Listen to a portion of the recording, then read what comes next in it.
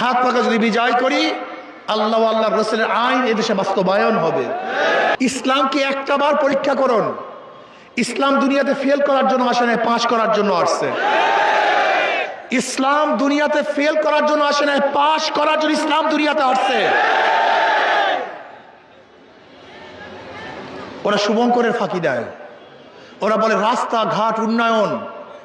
একজন এমপির দায়িত্ব শুধু রাস্তাঘাট উন্নয়ন নয়, একজন এমপির দায়িত্ব আগামী দেশ কোন আইনে চলবে সেই আইন প্রণয়ন করাও তার দায়িত্ব। আগামী বাংলাদেশ কোন আইনে চলবে, কোন নীতিতে চলবে সেই প্রণয়ন যারা করে তারাই হলো সংসদ সদস্য। আপনাদের শুধু রাস্তাঘাটের বলে, শুধু রাস্তাঘাট একজন এমপির দায়িত্ব না। একজন এমপির দায়িত্ব আগামী রাষ্ট্র কোন আইনে, কোন আদর্শে, কোন নীতিতে চলবে।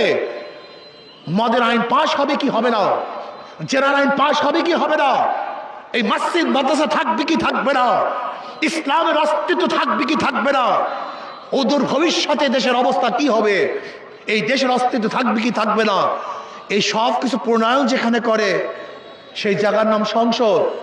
সেই সংসদে যারা যায় তারা করে সংসদ সদস্য, আর তাদেরকে যারা মনোনয়ন করেন সেই লোকগুলি আপনারা।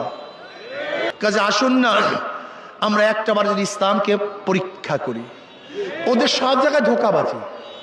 যারা নৌকায় নির্বাচন করে নিজেরা নৌকা চালাতে পারে না, যারা ধানের শীষে নির্বাচন করে নিজেরা ধান কাটতে পারে না, যারা নাঙ্গলে নির্বাচন করে নিজেরা নাঙ্গল বইতে পারে না, যারা কুঠার নিয়ে নির্বাচন করে নিজেরা কাঠ ফাটতে পারে না, যারা গরুর চাকায় নির্বাচন করে নিজেরা গরুর গাড়ি চালাতে পারে না।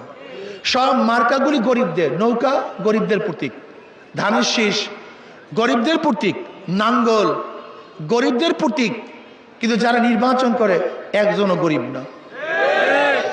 বুঝাতে পারিনি? সব ধোকা দেয়। কিন্তু হাত পাখা এমন একটা প্রতীক, যে নির্বাচন করে সেও চালাতে পারে, যারা সমর্থন করে তারাও চালাতে পারে। হাত পাখা চালাতে পারে পুরুষরা, হাত পাখা চালাতে পারে মহিলারা। হাত পাখা প্রয়োজন ছোটদের, হাত পাখা প্রয়োজন বড়দের।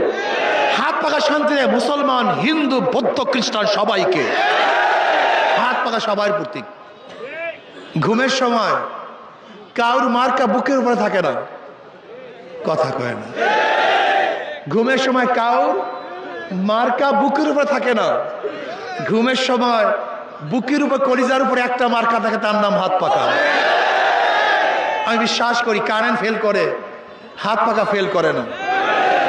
যদি ইনশাআল্লাহ হাত পাখাকে বিজয় করি, আমরা সবাই বিজয় হব।